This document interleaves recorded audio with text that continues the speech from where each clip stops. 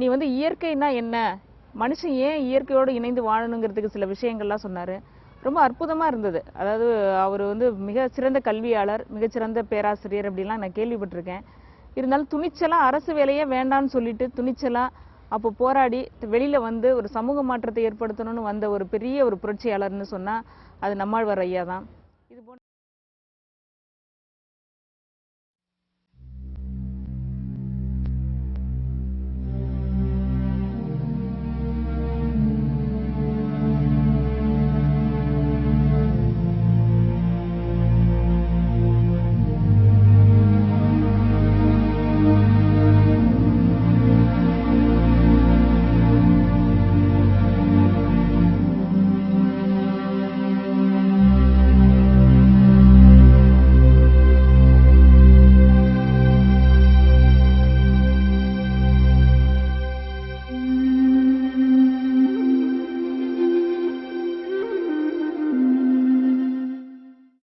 யாருமே செய்ய முடியாத ஒரு பணி என்றால் அது ஒரு சாதாரண பணி என்று நீங்கள் கருதிவிட முடியாது.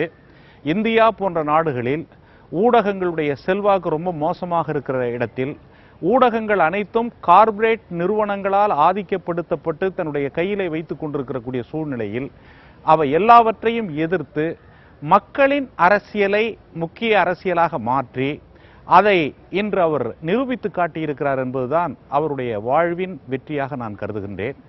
வேளாண்மை என்பது பசுமை புரட்சி என்கின்ற அந்த சிக்கலிலே மாட்டி தவித்துக் கொண்டிருந்த போது அதை விடுதலை செய்வதற்கான ஒரு மாற்று திட்டத்தை, இயற்கை வேளாண்மை என்ற ஒன்றை உருவாக்கியது மட்டுமல்ல, ஒவ்வொரு பகுதியாக விழிப்புணர்வை உருவாக்கி இன்று இருக்கக்கூடிய இந்த கார்ப்பரேட் ஆதிக்கத்தின் கீழ் இருக்கக்கூடிய வேளாண்மையை எதிர்க்கக்கூடிய மண் சார்ந்த விவசாய பெருமக்களை ஒரு பெரிய அணியாக அவர் திரட்டியிருக்கிறார். அது கண்ணுக்கு தெரியாமல் இருக்கலாம். எப்படி காற்றில் இருக்கக்கூடியவை கண்ணுக்கு தெரியாதோ அதே போல மண்ணுக்குள் இருப்பவை எப்படி கண்ணுக்கு தெரியாதோ அதே போல ஐயா நம்மாழ்வார் அவர்கள் உருவாக்கி வைத்திருக்கக்கூடிய அந்த புரட்சிகர சக்தி, மண் சார்ந்த சக்தி, மண்ணின் விடுதலைக்கான சக்தி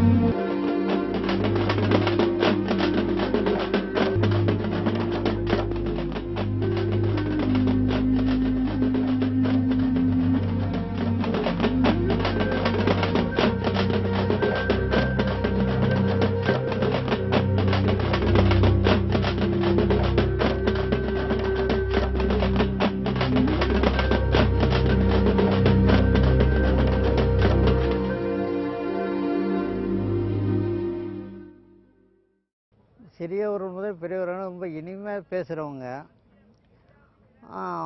மக்களை சந்திக்கணும், எளிமையாக இருக்கணும், பேருந்தில் தான் போகணும், காரு அது இதெல்லாம் எடுக்க மாட்டாங்க. பஸ்ஸிலே போவோம், வா போ அப்படிம்பாங்க. எல்லோரையும் வாங்க போங்கன்னு ஒரு மரியாதையாக தான் ஐயா கூப்பிடுவாங்க. மீத்தேன் நிலக்கரி இந்த திட்டத்தை ஒழிக்கணும். அமெரிக்கா கலிபோர்னியா இருக்கையில் என்ன கம்மாக்கரை, நெல் குண்டால், இந்த இயற்கை விவசாயத்தை பற்றி தான் ஐயா பேசினாங்க. ஐயா மாரி இனிமேல் ஒரு பெரிய தலைவர் எந்த இதுலேயும் நம்ம பார்க்க முடியாது.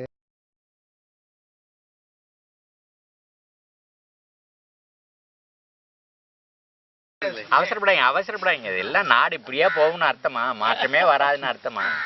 எல்லாம் வந்துடும். ஒன்றும் பெரிய காரியம்லாம் இல்லை.